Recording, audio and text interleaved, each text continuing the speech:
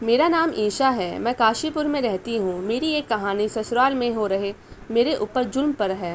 ایشور ایسا سسر کسی کو نہ دے جیسے میرے تھے۔ میں ان کی ودوا بہت ہی مجھ پر 5 سال تک ظلم ہوتے رہے۔ گھر میں موجود سب لوگ میرے بارے میں طرح طرح کی باتیں کر رہے تھے۔ وہ لوگ اس بات سے بحث کر رہے تھے کہ آخر میرے ودوا ہونے جانے کے بعد مجھے مائکے میں رہنا چاہیے یا سسرال میں۔ میری بھابھی نہیں چاہتی تھی میں ان کے گھر جا کر رہوں۔ وہ بار بار یہی بولے جا رہی تھی، میرے بھائی کی آمدنی بہت زیادہ کم ہے۔ وہ میرے ساتھ میرے 2 بچوں کا بوجھ اٹھانے سے کترا رہی تھی۔ میرا بھائی بھی کسی نہ کسی طرح سے سسر سے یہی بولے جا رہا تھا کہ آپ عیشا کو اسی گھر کی جگہ دے دیجئے ہمیشہ کے لیے، وہ بھی تو اس گھر کی بہو ہے۔ میری ماں بیچاری چپ چاپ وہ بیٹھی سب کی باتیں سنتی رہی۔ شاید وہ کچھ بولنے کی پوزیشن میں نہ تھی۔ وہ بھی بھائی بھابھی کی سہارے میں زندگی گزار رہی تھی۔ میں چپ چاپ سر جھکا کر بیٹھی تھی، نہ ان کی بحث میں کچھ بول سکتی تھی اور نہ ان سے کہہ سکتی تھی کہ مجھے آخر کیا کرنا ہے۔ میرے پتی جن کا نام سونو تھا، ان کے جانے کے بعد جیسے ہی میری دنیا اجڑ چکی تھی۔ مجھے یہ نہیں پتا تھا کہ سونو اچانک مجھے اس دنیا سے چھوڑ کر چلے جائیں گے۔ میں بالکل اکیلی پڑ چکی تھی۔ میرے ساتھ ساتھ میرے 2 بچوں کو بھی یتیم کر دیں گے۔ سونو نے بھی میری پسند کی شادی تو نہیں ہوئی تھی، لیکن شادی کے بعد ہم دونوں ایک دوسرے کو بے پناہ چاہنے لگے تھے۔ میں نے بھی اپنی شادی شدہ زندگی سے پہلے کسی پرائے مرد کو ایسے نظر سے دیکھا بھی نہیں تھا۔ میرے پتی سونو میری زندگی میں آنے والے پہلے شخص تھے اور اسے میں بے انتہا چاہتی تھی، اور جب ہمارے 2 بچے اس دنیا میں آ گئے تو ہماری زندگی ہر طرح سے پوری ہو چکی تھی۔ یہ بچے ہمارے پیار کی نشانی تھے اور ہماری زندگی بہت اچھے سے گزر رہی تھی۔ سسرال میں مجھے کسی بھی چیز کی کوئی پریشانی نہیں تھی۔ ساس تو میری پہلے سے ہی نہیں تھی، وہ میری شادی سے پہلے ہی گزر چکی تھی۔ سونو صرف 2 بہن بھائی تھے۔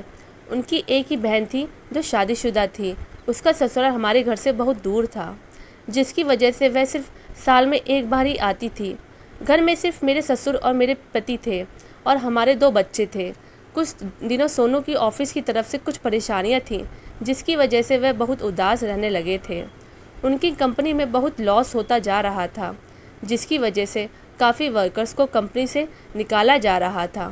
سونو بھی اس وجہ سے اداس بہت پریشان تھے کہ اگر کمپنی نے انہیں بھی وہاں سے نکال دیا تو وہ دوسری جاب کیسے ڈھونڈیں گے، کیونکہ اچھی کمپنی میں نوکری ملنا آج کل کے دور پہ بہت ہی مشکل بات ہے۔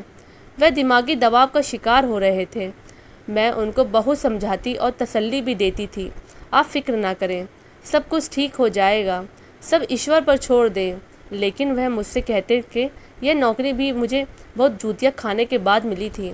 کافی دن تک میں بے روزگار کی طرح پھرتا رہا۔ وہ پریشانیوں میں ڈوبتے چلے گئے۔ مجھے اس بارے میں بالکل نہیں پتا تھا کہ انہوں نے اس پریشانی کو اپنے دماغ میں اتنا لگا لیا تھا کہ وہ دماغ طور سے بیمار ہو گئے۔ پھر ایک دن کمپنی سے بری خبر آئی جسے میری پوری دنیا ہمیشہ کے لیے اجاڑ دی۔ پتہ چلا کہ ان کو بھی نوکری سے نکال دیا گیا۔ ان کو ساتھ ایک کے ورکرز کا کہنا تھا کہ سونو سے اچانک دائیں طرف بہت تیز سے درد اٹھا تھا۔ وہ اپنے اس درد کو نظر انداز کر کے کام کرنے لگے۔ میں بہت ہی ویست رہا اور پھر پسینے سے اس کا چہرہ تر ہو گیا، وہیں کرسی پر بیٹھے بیٹھے بے ہوش ہو گیا۔ پھر ہمیں بعد میں یہ پتہ چلا کہ سونو کو ہارٹ اٹیک ہوا تھا، جو ان کے لیے جان لیوا ثابت ہوا۔ میرے دونوں بچے اتنے چھوٹے تھے کہ ابھی اسکول میں بھی نہیں جاتے تھے۔ چھوٹا والا بیٹا تو 2.5 سال کا تھا، جبکہ بڑا بیٹا 5 سال۔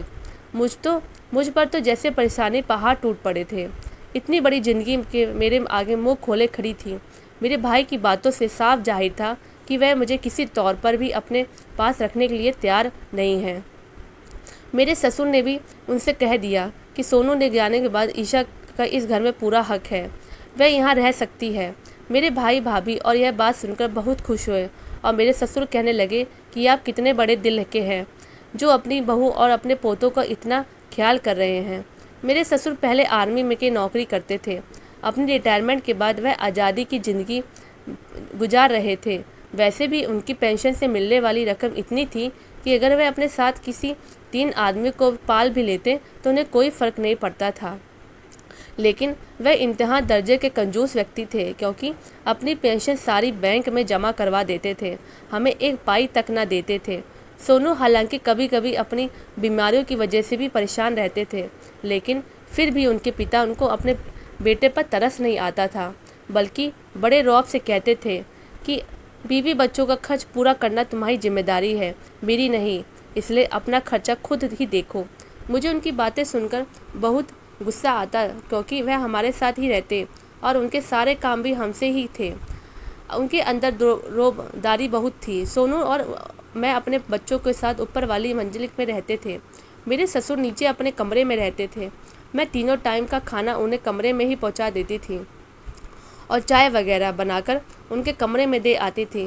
کبھی کبھی میں تنگ آ کر سونو کو کہتی کہ ہم پتا جی کو اتنی سیوا کرتے ہیں، لیکن وہ اپنی کمائی میں سے ہم پر ایک پائی بھی خرچ نہیں کرنے کو تیار ہونے رہی ہیں تو سونو مجھ سے سمجھاتے ہوئے کہا کہ آخر انہیں اپنی دولت کا کرنا کیا ہے، سب ہمارے لیے ہی تو ہے، جمع کر رہے ہیں۔ یہ باتیں سن کر خاموش ہو جاتی اور سوچتی سونو صحیح تو کہتے ہیں، کہ مجھے ان کی باتیں سن لگنے لگا کہ جبکہ سونو کے جانے کے بعد وہ مجھ پر اوپر منزل دینے کو تیار تھے، تو ان کی بات میں میری ماں تو بیچاری کچھ بھی نہیں بولی، لیکن میرے بھائی بھابھی آنکھیں کھل چکی تھی۔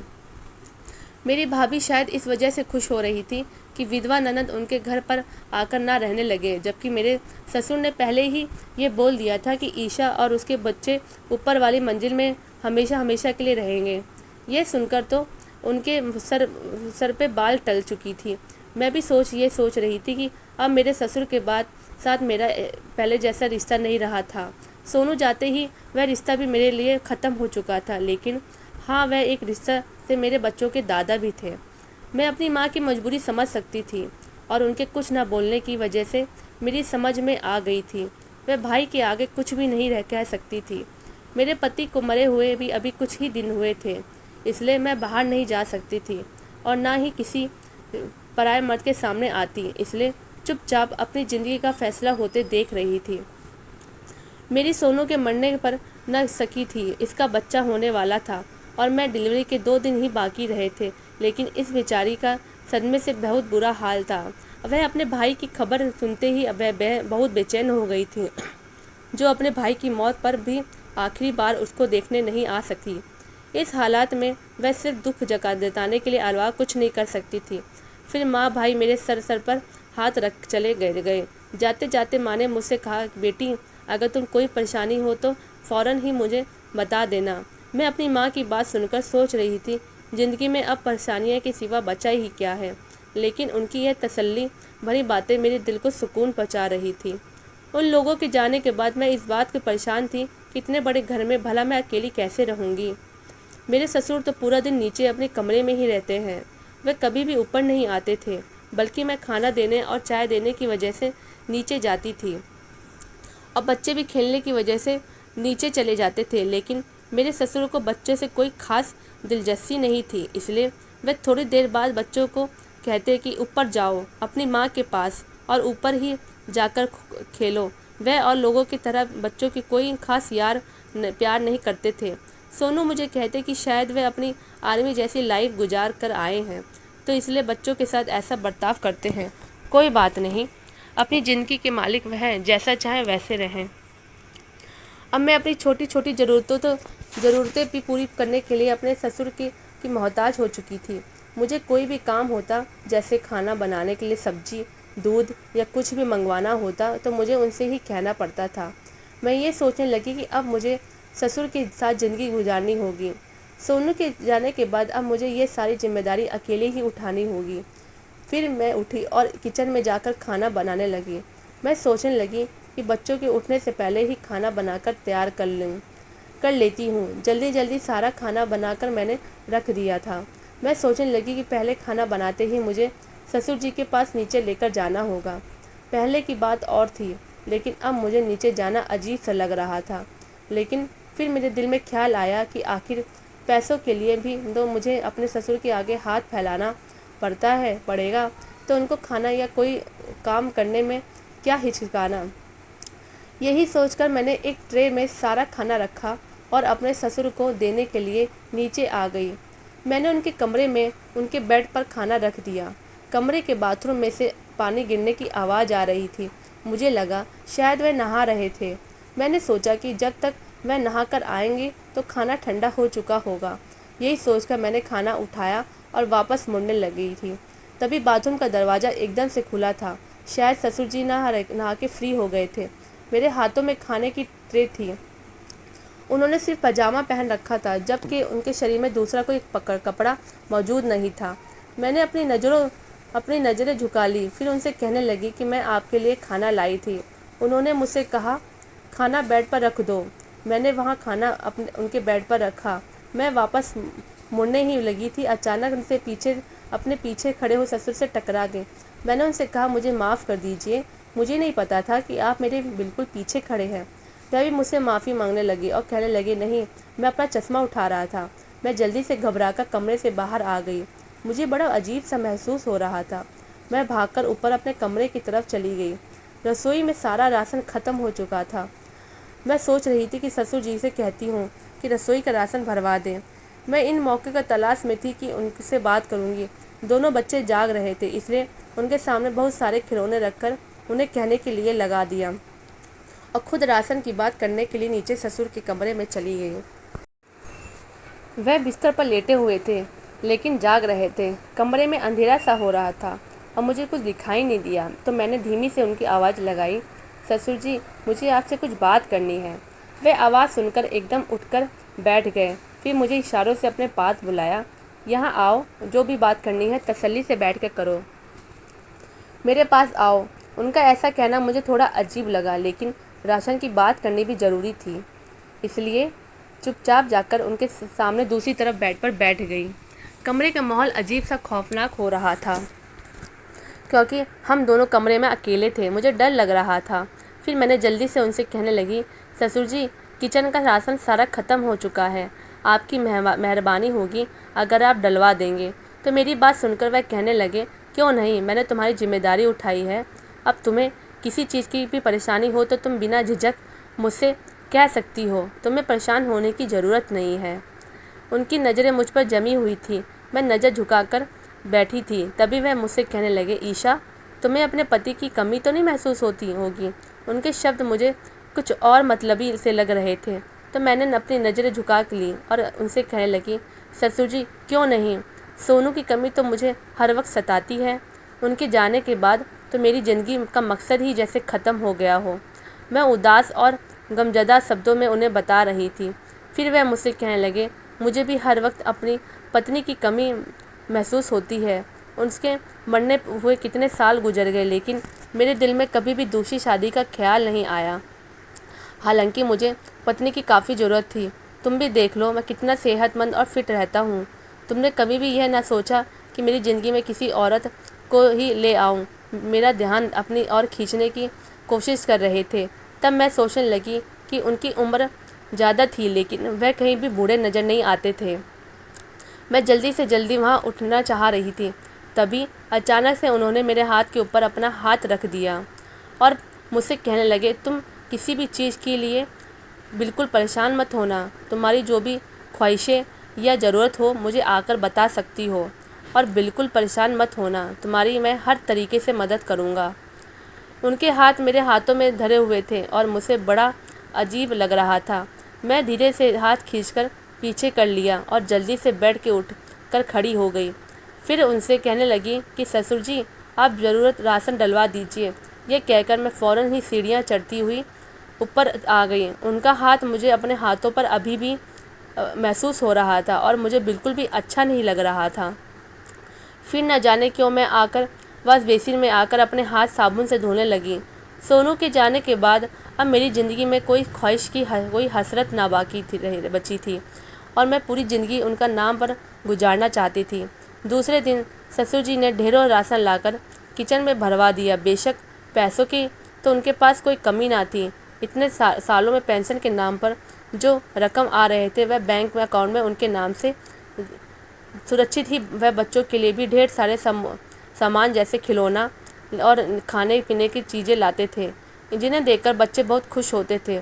سوچنے لگی کہ سونو کی زندگی تو انہوں نے کبھی میرے بچوں پر ایسے اپکار نہیں کیے تھے، شاید وہ سوچ کر رہے تھے کہ یہ بچے کا یتیم ہو چکے ہیں۔ میں نے سارا راشن کچن میں سیٹ کر دیا تھا۔ ایک دن کھانا کھا کر دوپہر کے ٹائم دونوں بچوں کے ساتھ بعد میں نہانے کا سوچ کر باتھ روم میں چلی گئی۔ جیسے ہی نہا کر باہر آئی تو سسر جی میرے کمرے میں کھڑے تھے۔ ان کو دیکھ کر میں دنگ رہ گئی۔ میرے پاس دوپٹہ بھی نہیں تھا، میرے گیلے بال بھی کھلے ہوئے تھے، ان سے پانی ٹپک ٹپک کر میرے سارے کپڑوں کے گیلا کر چکا تھا۔ انہیں ایسے آمنے سامنے دیکھ کر میں شرم سے پانی پانی ہو رہی تھی۔ پھر میں ان سے کہنے لگی کہ سسر جی آپ کو کوئی کام تھا کیا؟ ان کی نظریں میرے شریر سے ہٹ نہیں رہی تھی، ان کی نظروں میں سے ایک عجیب سی پیاس جھانک رہی تھی، وہ مجھے بالکل عجیب محسوس کروا رہے تھے۔ تبھی وہ مجھے دیکھتے دیکھتے کہنے لگے کہ آج میں بہت اکیلا پن سا محسوس کر رہا تھا، اس لیے سوچا کہ تو 2 گھڑی تمہارے پاس آ کر بیٹھ جاؤں۔ میں بھی نظر جھکا کر بولی تھی جی کیوں نہیں، آپ ضرور مجھ سے اپنے دل کی بات کر سکتے ہیں۔ پھر وہ مجھ سے کہنے لگے کہ ہاں ہم یہاں بیٹھ کر باتیں کر سکتے ہیں۔ انہوں نے کہا نہیں، یہاں بات کرنا صحیح نہیں رہے گا، اگر ہم یہاں باتیں کریں گے تو بچے اپنی نیند سے جاگ جائیں گے، دوسرے کمرے میں چلتے ہیں۔ میں ان کی بات ماننے پر مجبور تھی کیونکہ میرا اور میرے بچوں کا سارا خرچہ انہوں نے ہی تو اٹھانا تھا، اس لیے میں نے اچھے دوپٹے کو اوڑھا اور ان کی بات مان کر دوسرے کمرے میں چلی گئی۔ دوسرے کمرے میں صرف ایک ہی بیڈ بچا ہوا تھا، میں جیسے ہی بیڈ پر بیٹھی وہ میرے برابر میں آ کر بیٹھ گئے۔ پھر مجھ سے کہنے لگے کہ آج مجھے بہت زیادہ اپنی پتنی کی یاد آ رہی ہے، وہ زندہ تھی تو اسے کبھی مجھے کسی چیز کی کمی محسوس ہونے نہیں دی، میں یہ چاہتا ہوں کہ ان کی کمی بھی پوری کر دو۔ پھر انہوں نے میرا ہاتھ تھام لیا اور مجھ سے کہنے لگے دیکھو اس شہر میں میری بڑی عزت اور مکان ہے، سب لوگ مجھے عزت کی نگاہ سے دیکھتے ہیں، میں نہیں چاہتا کہ کل کو میرے بارے میں کوئی یہ کہے کہ میں نے اپنی جوان بہو کو اپنے ساتھ رکھا ہوا ہے، اس لیے تم گھر کی باتیں کسی سامنے نہیں کرو گی اور نہ زیادہ یہاں کسی عورت کو منہ لگا کر انہیں گھر بلاؤ گی۔ مجھے اپنے گھر میں عورتوں کا آنا جانا زیادہ پسند نہیں ہے۔ میں ان کی بات حیرت سے سن رہی تھی اور ان کے اچانک ہاتھ پکڑنے کے حیرت میں آ گئی تھی۔ میں نے دھیرے سے اپنا ہاتھ ان کے ہاتھ سے چھٹوایا، پھر سر جھکا کے کہنے لگی کہ سسر جی آپ فکر نہ کریں، جیسے آپ کہیں گے میں ویسا ہی کروں گی، یہاں کوئی عورت نہیں آئے گی اور میں کسی کو بھی اپنے گھر کی بات نہیں بتاؤں گی۔ آپ نے میری اور میرے بچوں کی ذمہ داری اٹھائی ہے، اس لیے آپ کی بہت کچھ کی احسان مند ہوں۔ بس میرے شریر کی پیاسی نگاہوں سے دیکھنے لگے، میرا دل بری طرح سے دھک دھک کرنے لگا کیونکہ ان کی نظر میرے بالکل بدلی ہوئی سی تھی محسوس ہو رہی تھی۔ پھر وہ دھیرے سے سڑک پر قریب آنے لگے اور پیٹھ پر ہاتھ پھیرنے لگے۔ میں ایک دم اٹھ گئی اور کڑک شبدوں میں نے ان سے کہا کہ سسر جی یہ آپ کیا کر رہے ہیں؟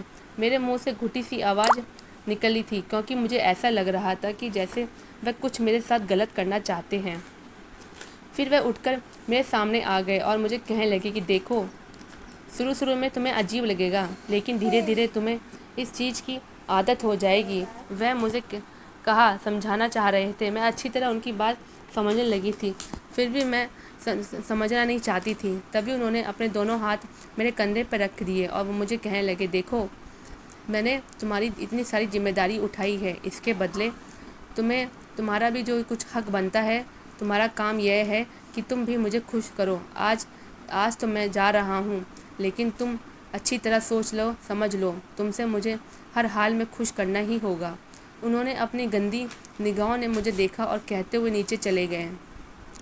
من ہی من گھبرا رہی تھی اور میرا شریر کپ کپ آ رہا تھا۔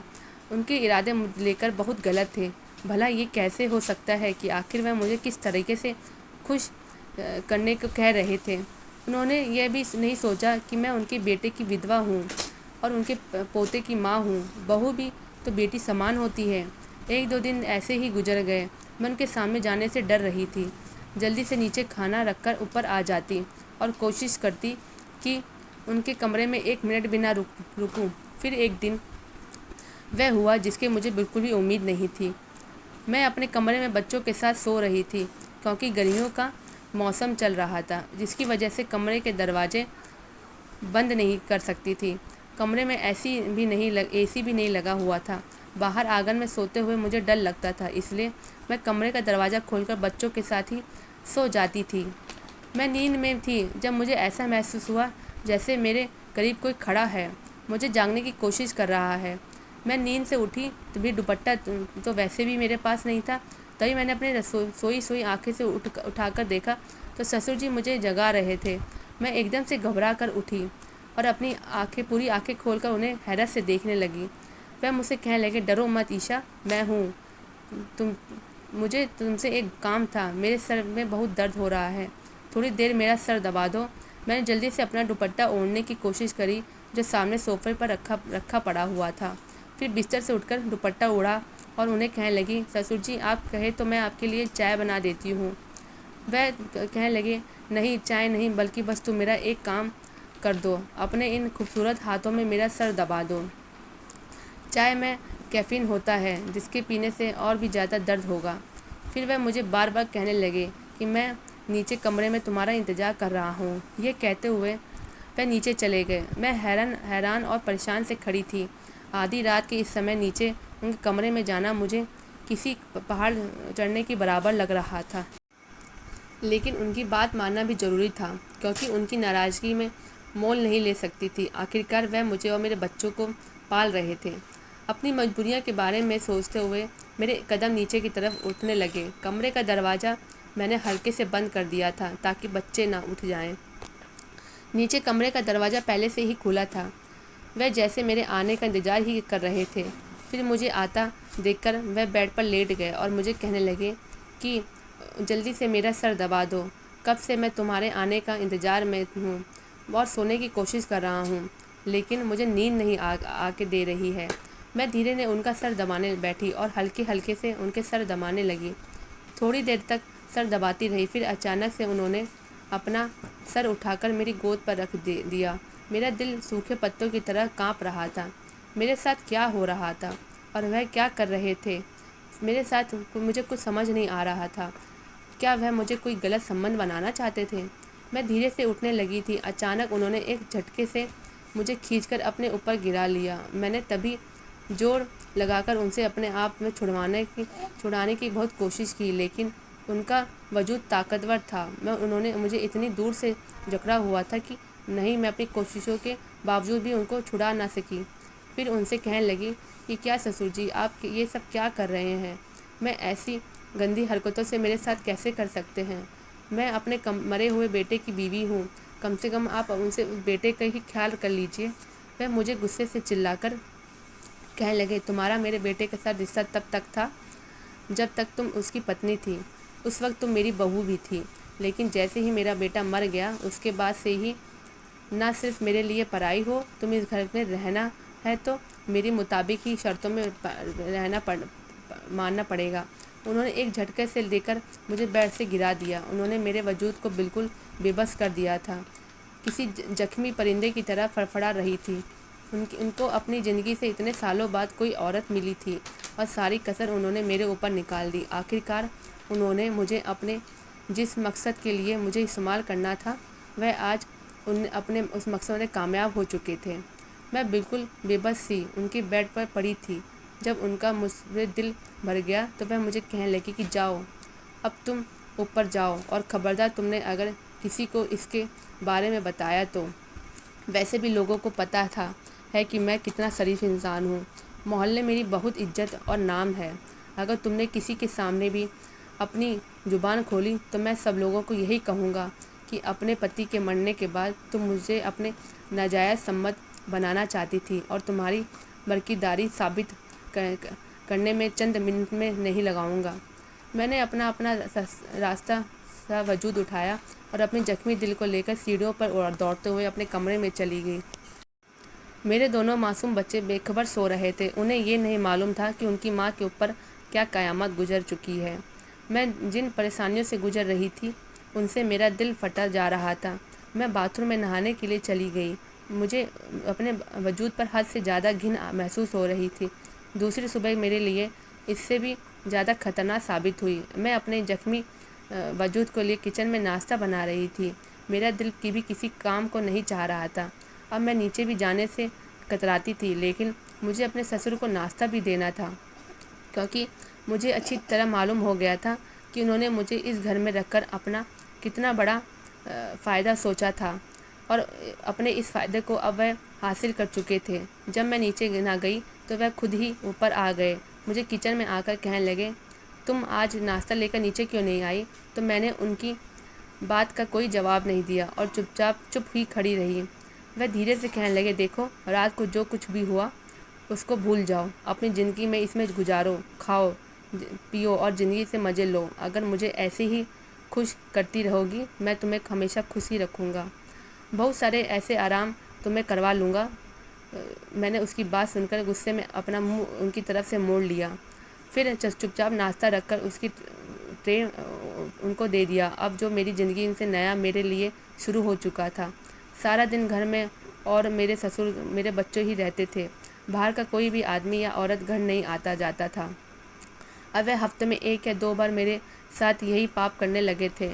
کئی بار دل میں خیال آتا کہ اپنے ماں اور اپنے بھائی کو سسر کی اصلیت کے بارے میں بتا کر ہمیشہ ہمیشہ کے لیے اپنے بچوں کو لے کر یہاں سے چلی جاؤں، اس گھر سے چلی جاؤں، لیکن پھر یہ سوچ کر ڈر جاتی تھی کہ کہیں میرے سسر بھائی کو یہ نہ کہہ دیں کہ میرا ہی کردار برا ہے اور انہوں نے پھر اتنے سالوں سے شادی بھی تو نہیں کی تھی۔ اکثر لوگ انہیں یہی کہتے تھے کہ انہوں نے اپنی زندگی میں سوائے ایک ہی عورت کی کسی دوسری عورت سے پیار کیا نہیں تھا، اور نہ ہی وہ کسی عورت کی طرف آنکھ اٹھا کر بھی دیکھتے تھے، لیکن لوگ یہی نہیں جانتے کہ یہ وہ آدمی اندر ہی اندر میرے لیے کتنے گندے خیال رکھتے تھے، اور میرے ساتھ جو کچھ بھی کرتے وہ سب ایک پاپ تھا۔ کچھ دن یوں ہی گزارنے رہے اور ہر روز اس گندے ماحول میں گھٹتی رہی۔ دن پرتی دن میرے ایک سزا کی طرح ہو گیا تھا۔ انہوں نے میرے بچوں کو شہر سے سب سے مشہور اسکول میں ایڈمیشن بھی کروا دیا تھا۔ ان کا کہنا تھا کہ اگر تم میرا کہنا ایسے ہی مانتی رہی تو میرے بچوں کو یہی آشیانہ کراتے رہیں گے اور ان کے آرام کے لیے ہر اچھی چیز گھر میں موجود کر دیں گے، لیکن میں اندر سے ختم ہو چکی جا رہی تھی۔ مجھے ایسا لگتا تھا جیسے کہ میں کسی نہ کسی زہر میں گولیاں کھا کر اپنی جان لے لوں گی۔ ہر دوسرے دن ان کے بستر پر جانا مجھے ایسا لگتا جیسے جلتے ہوئے انگاروں پر قدم رکھ رہی ہوں۔ میں ہر روز اس آگ میں جلتی جا رہی تھی اور میری آتما ان سے بھسم ہو جاتی۔ مجھے جینے سے زیادہ اب مرنا آسان لگنے لگا تھا، پر جب مجھے اپنے بچوں کا خیال آتا تو سوچتی میرے مرنے کے بعد ان بچوں کا کیا ہوگا۔ یہ بچے میرے اور سونو کی نشانی ہے۔ ایک دن وہ ہوا جس کی مجھے آشا ہی نہیں تھی۔ ایک دن جب بچے اسکول گئے تھے، میرے سسر مجھے کمرے میں بلا رہے تھے۔ میرا دل چاہ رہا تھا کہ میں کچن میں رکھا چاقو اٹھا کر اس کا خون کر دوں۔ 2 سال کر کے 5 سال میں یہ سزا بھگت رہی تھی، اب میری برداشت کی حد کو چکی تھی۔ وہ مجھے کھینچ کر اپنے کمرے میں لے جا رہے تھے۔ غلطی سے شاید انہوں نے اپنے کمرے کا دروازہ کھلا چھوڑ دیا تھا۔ وہ مجھے ایسے کھینچ رہے تھے جیسے کوئی انسان ہی نہیں، لیکن اچانک سے میری نند کمرے میں آ گئی، کچھ پتہ ہی نہیں چلا۔ وہ اپنی آنکھوں سے اپنے پتا کے میرے ساتھ زور زبردستی کرتے ہوئے دیکھ چکی تھی۔ اس کی آنکھیں نے اپنے پتا کے لیے سخت نفرت تھی اور زور زور سے رو رہی تھی اور کہتی مجھے چھوڑ دیجیے، اور گڑگڑاتے ہوئے ان کے آگے ہاتھ پر جوڑ رہی تھی۔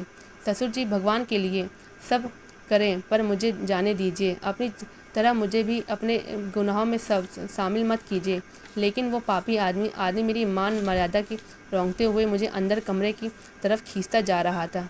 میری نند سے سارا واقعہ اپنی آنکھوں سے دیکھ رہی تھی۔ وہ اپنے پتا کے پاس آئی اور کہنے لگی، میں سوچتی تھی میرے پتا کتنے بڑے دل کے آدمی ہیں، جنہوں نے اپنے بیٹے کے مرنے کے بعد اپنی ودھوا بہو کو اس کے بچے کی ذمہ داری اٹھائی ہے، سر اٹھا لی، لیکن میں یہ نہیں جانتی تھی کہ آپ اتنے گھنونے ویکتی ہیں جو اپنی بہو سے اپنی ہوس پوری کر رہے ہیں اور سونو بھائی کی پتنی کو اپنی ہوس کو پورا کرنے کے مطلب سے اس گھر میں جگہ دی۔ کاش آپ بھی بھابھی کو غلط نظروں سے دیکھنے کی بجائے ایک بیٹی کی نظر سے دیکھا ہوتا۔ پتا جی، مجھے آپ سے یہ امید نہیں تھی، آپ اتنا گر جائیں گے، آپ ایک گھنونے ویکتی ثابت ہوئے۔